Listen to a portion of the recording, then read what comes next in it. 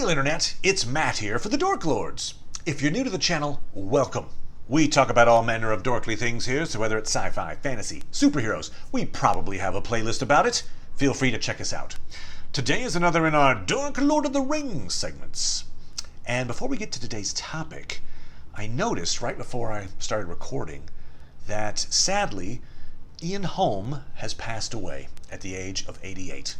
Ian Holm, of course, played Bilbo Baggins in the movies, and such a masterful job.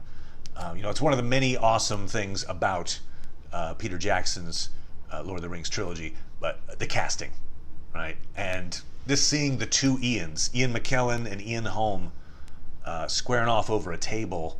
I always remember the line, which is actually from the book, about butter being scraped over too much bread. Just a top-of-the-line actor. Very, very sad to see him pass away. Something people may not know was he actually played Frodo in a BBC radio adaptation of Lord of the Rings back in the 80s. It was a great job, too. I've got the recording. It's awesome. And I would guess that Peter Jackson probably heard that version of Frodo, and perhaps that is why Ian Holm ended up playing Bilbo in this series, because of the amazing work he did as Frodo all those decades ago. In any case, rest in peace, Ian Holm. You will be missed. So, for today's topic, I thought I would cover the Elven King, Finrod Felagund. It has a very rich history in Tolkien's mythology, and much like my Maethros video, this is going to have to be in two parts, because there's a lot about this particular character. So buckle up.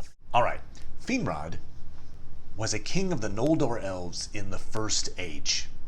He is the son of Finarfin, grandson of Finvay, the first king of the Noldor, one of the first elves to awaken.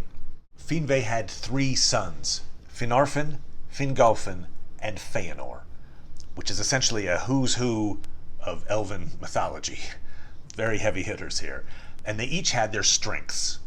Feanor was the mightiest in skill of word and of hand, more learned than his brothers. His spirit burned as a flame.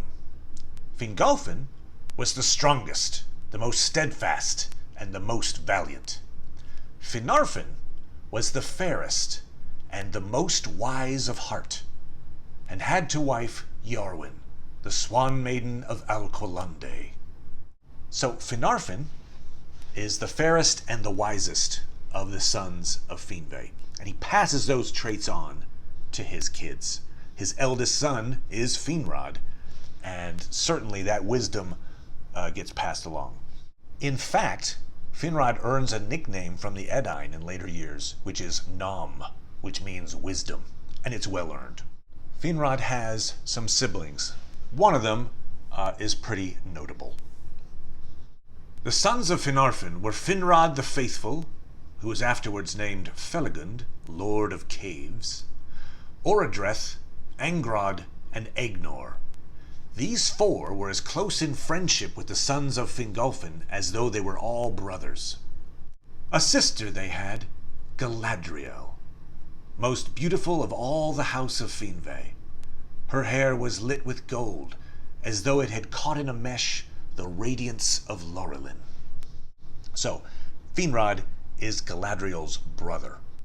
Interestingly, Christopher Tolkien noted that Orodreth, who is listed in that quote as a brother of Finrod, is actually Finrod's nephew. That was actually an error. And you'll see Orodreth's name come up in these various quotes from the Silmarillion. Just know that technically Orodreth was actually Finrod's nephew, not his brother. Finrod's true love is a Vanyar elf, so not one of the Noldor. For some reason they are not wed, but they are in love with each other. However, when Finrod journeys to Middle-earth, Almarie, being a Vanyar elf, stays behind, and so they are parted. And that brings up an interesting note, actually. So we have Finrod falling in love with a Vanyar elf, Almarie. Finvay, his grandfather, had two wives. His second wife was also a Vanyar elf, Indis. And Finrod's father, Finarfin, actually marries a Teleri elf, Iarwen. I've already mentioned her name, the Swan Maiden of Alqualande. So Iarwen, a Teleri, is Finrod's mother, which means that Finrod has Teleri, Vanyar, and Noldor elf in his lineage. And the fact that Finrod's mother is a Teleri elf is about to feature in a very pivotal moment that's about to come up in Finrod's life. We begin the tale of Finrod with the oath taken by his uncle, Feanor, and Feanor's sons. I've mentioned this in a few other videos, but just to give you a little summary, Feanor crafted the Silmarils, the most valuable objects in Tolkien's mythology. Morgoth kills Feanor's dad, Finrod's grandfather, Finve, and steals the Silmarils, heads to Middle-earth. Feanor vows to oppose anyone who keeps the Silmarils from him, including elves, and his sons make the same vow. And Feanor, who is now the High King of the Noldor Elves because his father was killed off, tells the Noldor, "We're going to Middle-earth to get the Silmarils back." Thus spoke the princes of the Noldor, and many quailed to hear the dread words. For so sworn, good or evil, an oath may not be broken, and it shall pursue oath-keeper and oath-breaker to the world's end. Fingolfin and Turgon his son therefore spoke against Feanor, and fierce words awoke, so that once again wrath came near to the edge of swords. But Finarfin spoke softly, as was his wont, and sought to calm the Noldor, persuading them to pause and ponder, ere deeds were done that could not be undone. And Orodreth, alone of his sons, spoke in like manner. Finrod was with Turgon his friend, but Galadriel, the only woman of the Noldor to stand that day tall and valiant among the contending princes, was eager to be gone. No oaths she swore, but the words of Feanor concerning Middle-earth had kindled in her heart, for she yearned to see the wide, unguarded lands, and to rule there a realm at her own will. It's interesting there that Finrod sides with Fingolfin and Turgon against Feanor, but Galadriel actually sides with Feanor. She wants to go to Middle-earth. Eventually, Fingolfin, Turgon, and Finrod relent, and they accompany the Noldor as they make their way towards Middle-earth. Therefore they continued their march, and the house of Feanor hastened before them along the coasts of Elendë. Not once did they turn their eyes back to Tirion. Slower and less eagerly came the host of Fingolfin after them. Of those, Fingon was the foremost, but at the rear went Finarfin and Finrod, and many of the noblest and wisest of the Noldor, and often they looked behind them to see their fair city. More than any others of the exiles, they carried thence memories of the bliss they had forsaken, and some even of the things that they had made there they took with them, a solace and a burden on the road. So we see that Finarfin and Finrod are at the back of this host, and they keep looking back at what they're leaving behind. You got to think that Finrod is looking back and thinking about his love. And note that line that says they were taking some of the items they had made with them for solace on the road. One of those items that Finrod takes is a ring, which we'll talk about later. It's not the ring, obviously, but there is a very important ring that he takes with him. So because Finarfin and Finrod are at the back of this host, they are late in arriving to what becomes known as the first Kinslaying. This is where Feanor confronts the Teleri. He wants their boats. The Teleri won't give them their boats because it's against the will of the Valar. Feanor takes the boats by force, kills many of the Teleri. And here's where Finrod's mother comes into play. Remember, Iarwen is the Swan Maiden of Alqualande? Well, this is Alqualande, right? So this is her tribe that's being attacked by Feanor. Finrod and Finarfin do not participate in this first kinslaying. And I think it's this lack of participation in this kinslaying, elves killing elves, that allows for both Finarfin and Finrod the possibility of redemption. And in fact, Finarfin's redemption comes very quickly thereafter. The first kinslaying causes the Vala Mandos to issue the Doom of Mandos, which is a prophecy / curse that basically says anyone who follows Feanor will meet with a bad end. Finarfin takes these words to heart and takes this moment to repent in his wisdom. And he and his people turn back from the road to Middle-earth, and they are forgiven by the Valar. I have to think that part of Finarfin's choice was made during the first kinslaying. It's the fact that it's his wife's tribe. You know, his wife is actually the daughter of the king of the Teleri, Olve. And so it's her people that are being killed by Feanor. And so I feel like that played a role in Finarfin's decision to turn around and go back to be with his wife. So there had to have been intense pressure on Finrod to follow his father's example. Right? I almost think of it as like, Feanor made his sons take this oath, and must have been a lot of pressure for them to be like, okay, Dad. I could feel like perhaps in this moment a similar thing where Finarfin's like, I disavow this journey. I'm returning. Come on, son. We don't see that written out, but I've got to think there had to have been some moment where Finrod considered returning with his dad. Especially because his true love is back there too. So much like Finarfin is returning to his true love, Finrod could do the same. But, again, we're not exactly sure why, but I think it's because so many of his people were still following Feanor, and he wanted to lead and protect them at their destination, even though it means that he's now going to be subject to the doom of Mandos, which has a whole bunch of consequences. But he makes this choice for the good of his people. Feanor is not a fan of his half-brothers or their kids, and so he tries to ditch them by sailing away in the middle of the night, then when he reaches Middle-earth, burning the ships instead of sending them back. This angers Fingolfin, Finrod's uncle, but does Fingolfin decide, screw you, and turn back like his brother Finarfin did? Nope. He takes it as a challenge. Then Fingolfin, seeing that Feanor had left him to perish in Ahriman or return in shame to Valinor, was filled with bitterness. But he desired now, as never before, to come by some way to Middle-earth and meet Feanor again. And he and his host wandered long in misery, but their valor and endurance grew with hardship, for they were a mighty people. And led by Fingolfin and his sons, and by Finrod and Galadriel, they dared to pass into the bitterest north, and finding no other way, they endured at last the terror of the Hel Caraxae and the cruel hills of ice. Few of the deeds of the Noldor thereafter surpassed that desperate crossing in hardihood or woe. So Finrod joins Fingolfin in the crossing of this Hel Caraxae, this land of shifting ice. It's incredibly perilous, and many elves are lost along the way. And they finally arrive in Middle-earth in what becomes year one of the First Age.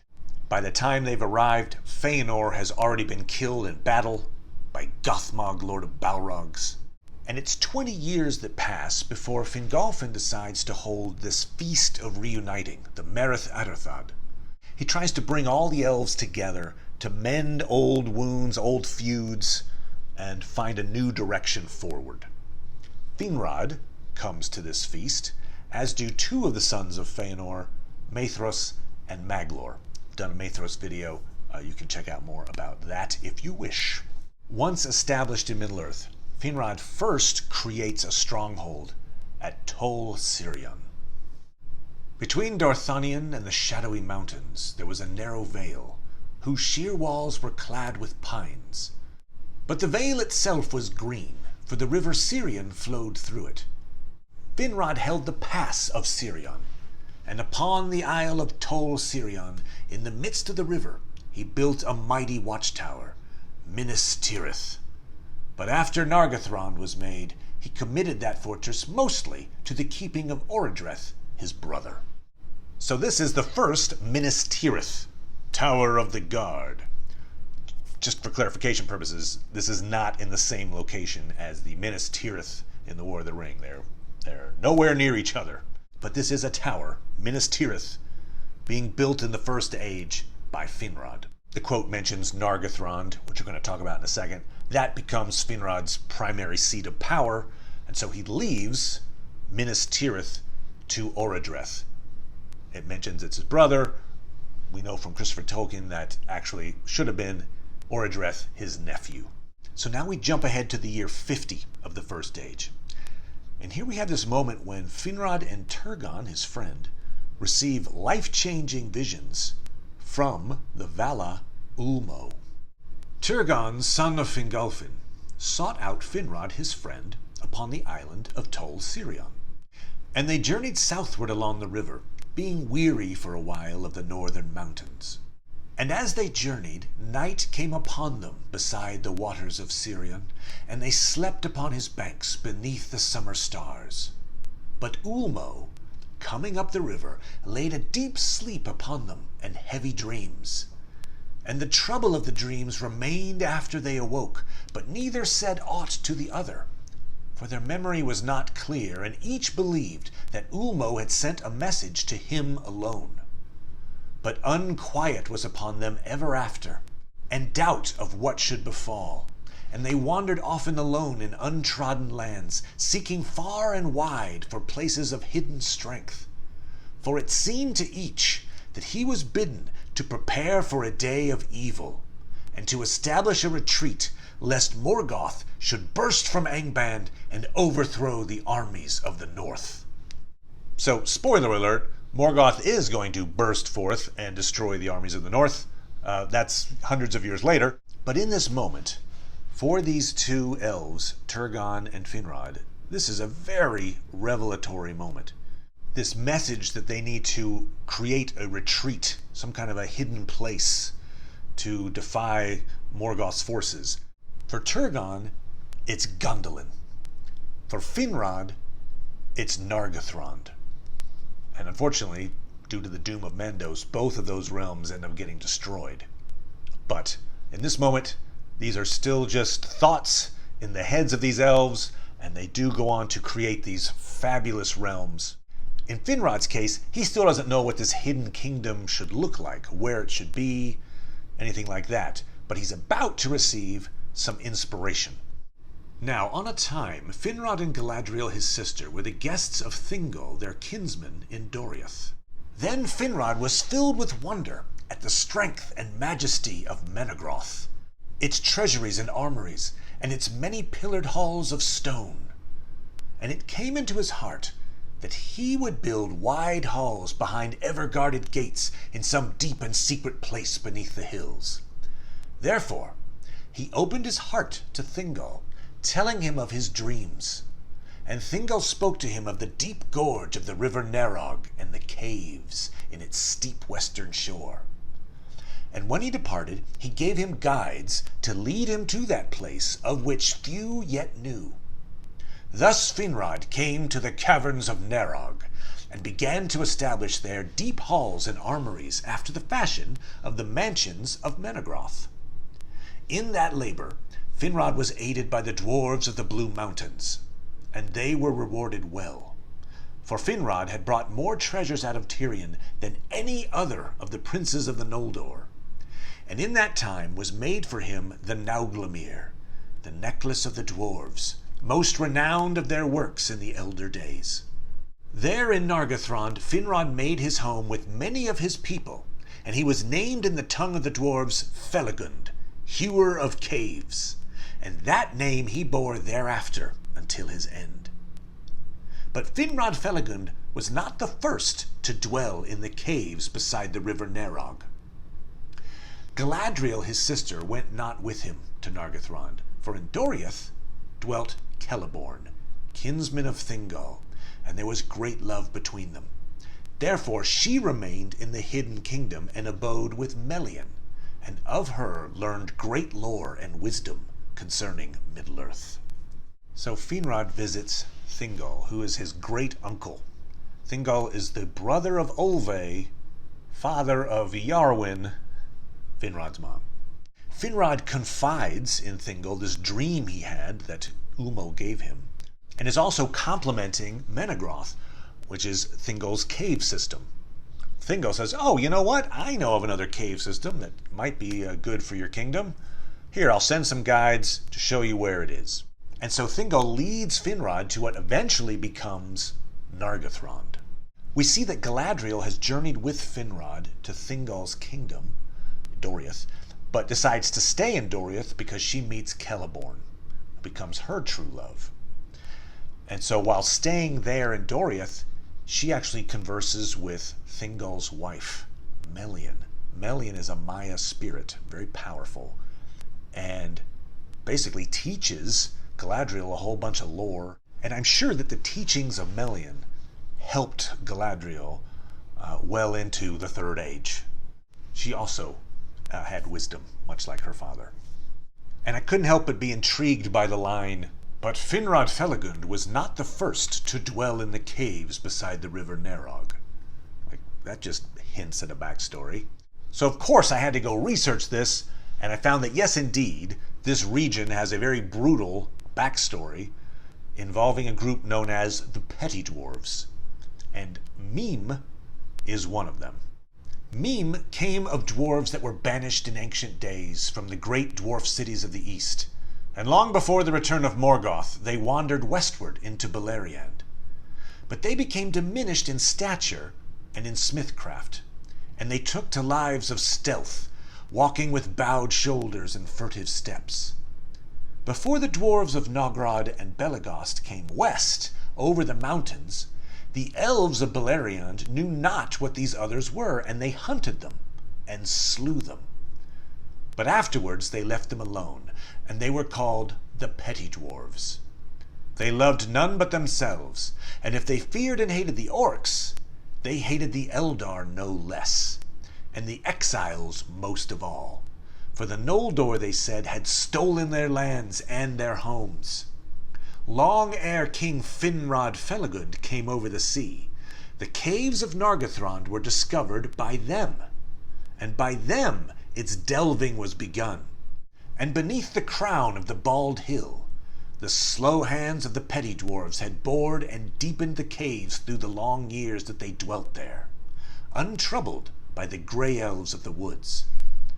But now at last they had dwindled and died out of Middle-earth, all save Mime and his 2 sons. And Mime was old even in the reckoning of dwarves, old and forgotten.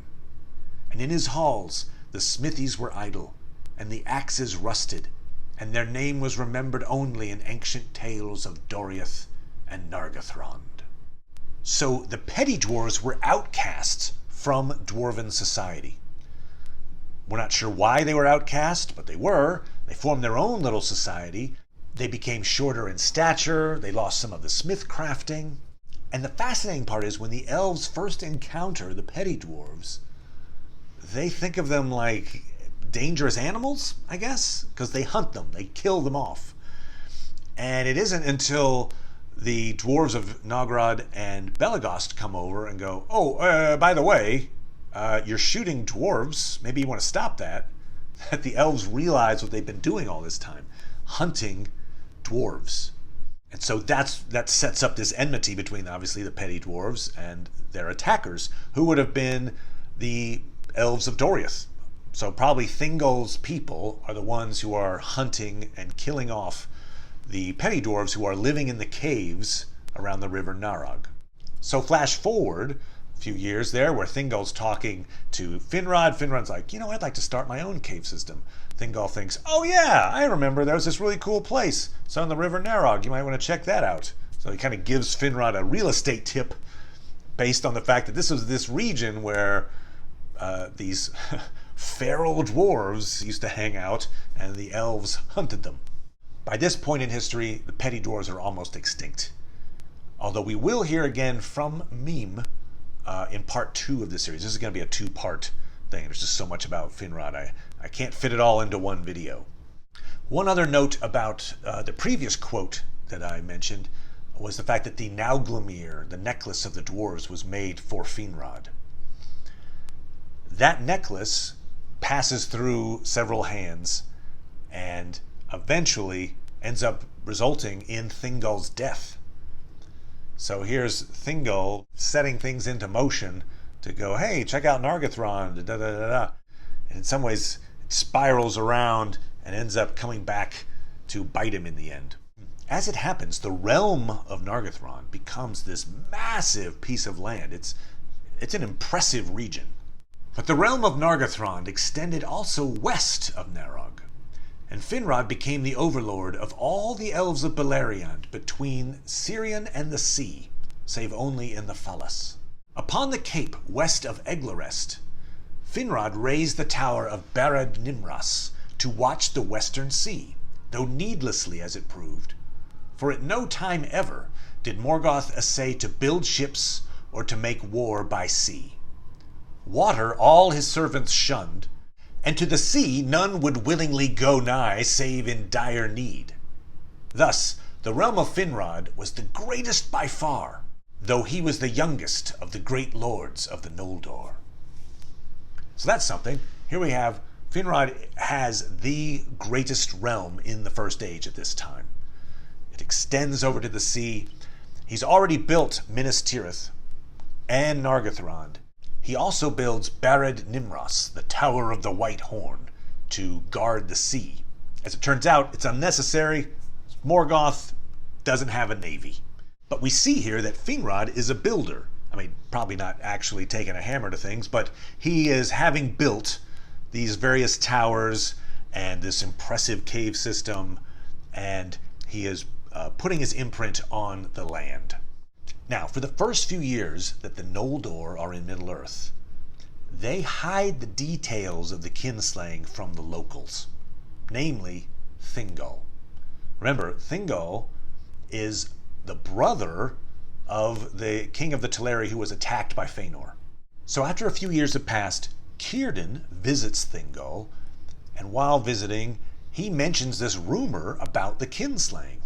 This sets Thingol off, kind of justifiably so, and what ensues is a very tense conversation between Thingol and Finrod, in which we actually get to hear Finrod speak. It chanced at that time the sons of Finarfin were again the guests of Thingol, for they wished to see their sister Galadriel. Then Thingol, being greatly moved, spoke in anger to Finrod, saying, "Ill have you done to me, kinsman, to conceal so great matters from me. For now I have learned of all the evil deeds of the Noldor." But Finrod answered, "What ill have I done you, lord?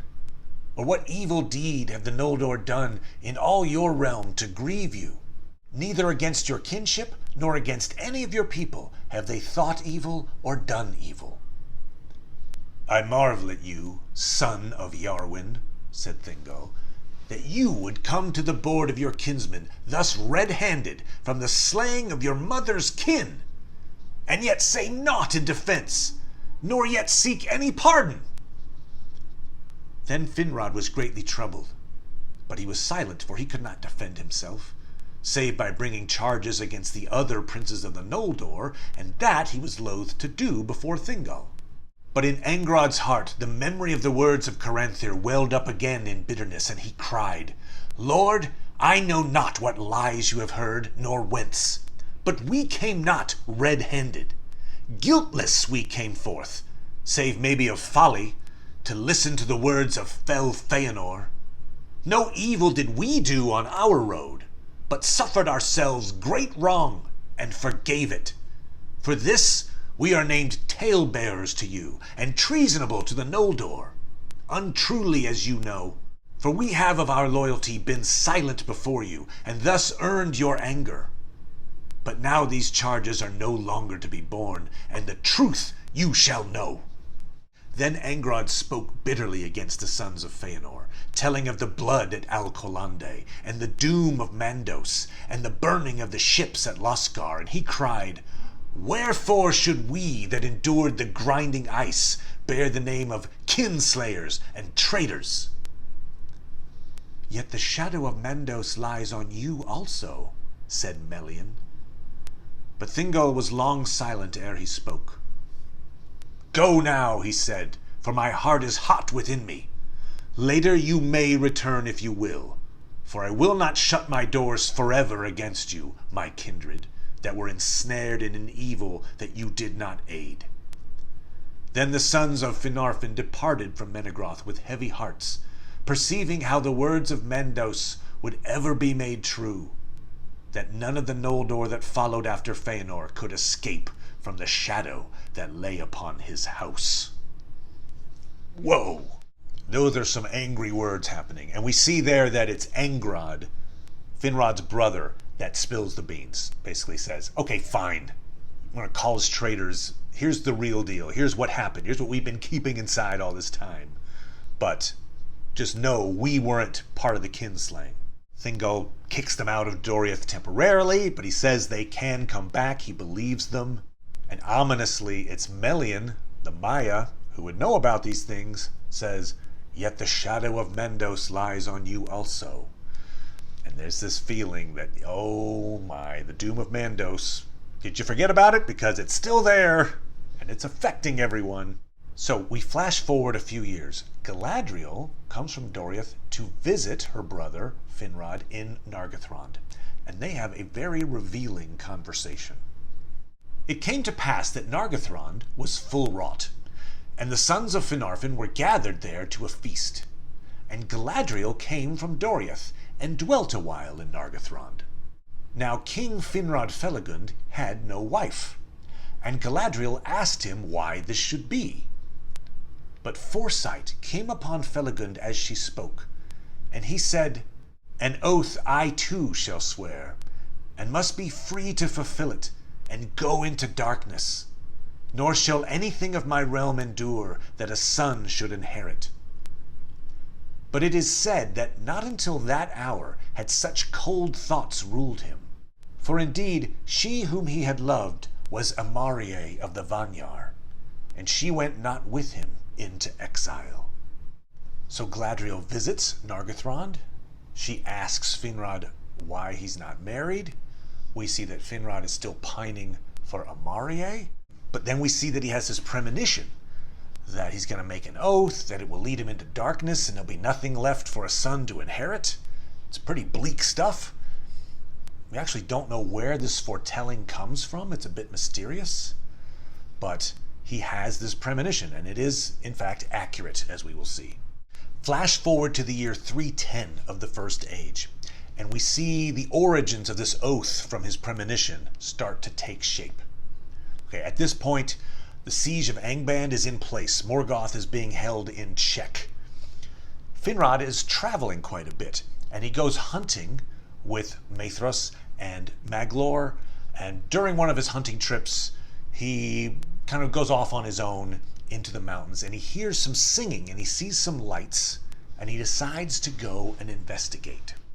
At first, he feared that a raid of orcs had passed the Leaguer of the North. But as he drew near, he perceived that it was not so, for the singers used a tongue that he had not heard before, neither that of dwarves nor of orcs. Then Felagund, standing silent in the night shadow of the trees, looked down into the camp, and there he beheld a strange people. Now these were a part of the kindred and following of Beor the Old, as he was afterwards called, a chieftain among men. After many lives of wandering out of the east, he had led them at last over the Blue Mountains, the first of the race of men to enter Beleriand. And they sang because they were glad, and they believed that they had escaped from all perils, and had come at last to a land without fear. Long Felagund watched them, and love for them stirred in his heart, but he remained hidden in the trees until they had all fallen asleep. Then he went among the sleeping people, and sat beside their dying fire, where none kept watch. And he took up a rude harp, which Beor had laid aside, and he played music upon it, such as the ears of men had not heard. For they had as yet no teachers in the art, save only the dark elves in the wild lands. Now men awoke, and listened to Felagund, as he harped and sang, and each thought that he was in some fair dream, until he saw that his fellows were awake also beside him. But they did not speak or stir while Felagund still played, because of the beauty of the music and the wonder of the song. Wisdom was in the words of the elven king, and the hearts grew wiser that hearkened to him. For the things of which he sang, of the making of Arda and the bliss of Aman beyond the shadows of the sea, came as clear visions before their eyes. And his elvish speech was interpreted in each mind according to its measure. Thus it was that men called King Felagund, whom they first met of all the Eldar, Nam, that is wisdom in the language of that people. Indeed, they believed at first that Felagund was one of the Valar, of whom they had heard rumor.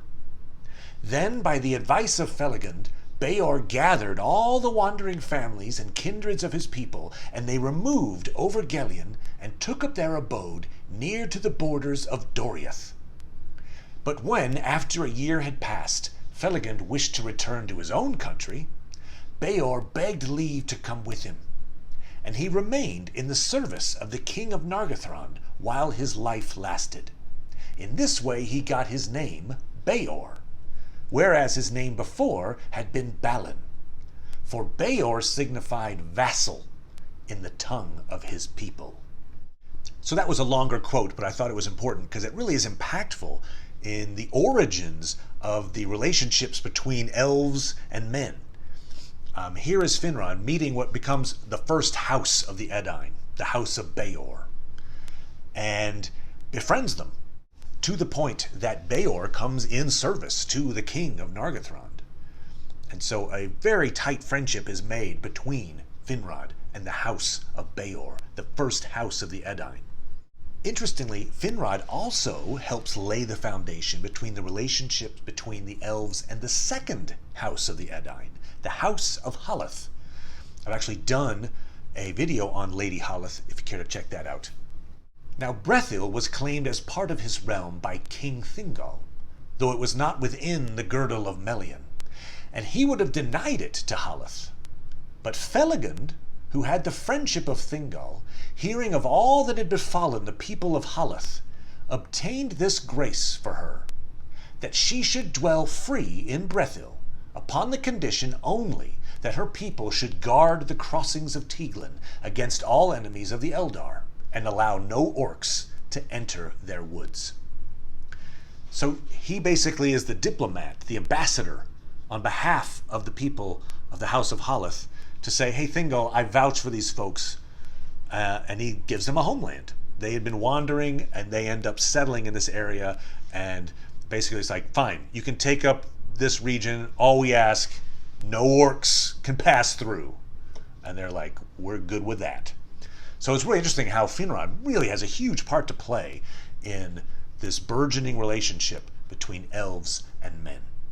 And now we flash forward to the year that's important to anyone who was living in the First Age.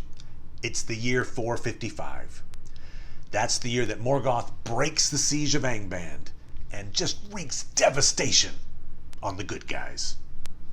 The sons of Finarfin bore most heavily the brunt of the assault, and Angrod and Aegnor were slain. Beside them fell Bregalas, lord of the house of Beor, and a great part of the warriors of that people. But Barahir, the brother of Bregalas, was in the fighting further westward, near to the pass of Sirion. There, King Finrod Felagund, hastening from the south, was cut off from his people and surrounded with small company, and he would have been slain or taken. But Barahir came up with the bravest of his men and rescued him, and made a wall of spears about him, and they cut their way out of the battle with great loss. Thus Felagund escaped, and returned to his deep fortress of Nargothrond. But he swore an oath of abiding friendship and aid in every need to Barahir and all his kin, and in token of his vow, he gave to Barahir his ring. So the siege of Angband is broken by the Dagor Bregalach, the Battle of Sudden Flame, and two of Finrod's brothers are killed. That leaves only Finrod, Galadriel, and his nephew, Orodreth. Barahir of the House of Beor, the same house that Finrod played the harp for all those years ago, saves Finrod's life. And so, in an age of consequential oaths, we see another one. This is the oath from Finrod's premonition. He promises to aid in every need Barahir and all of his kin. And as a token of this vow, he gives his ring. This becomes known as the Ring of Barahir. And if that sounds familiar, yep, that's the same ring that in the Third Age Aragorn gives to Arwen as a sign of his devotion. That ring passed through many hands, including kings of Numenor, to get to Aragorn. But originally, it was Finrod's ring. So, our hero has made an oath. Can he fulfill it? Will it lead to his downfall? We'll find out in part 2 of Finrod, King of Nargothrond, next time. Thanks, everybody.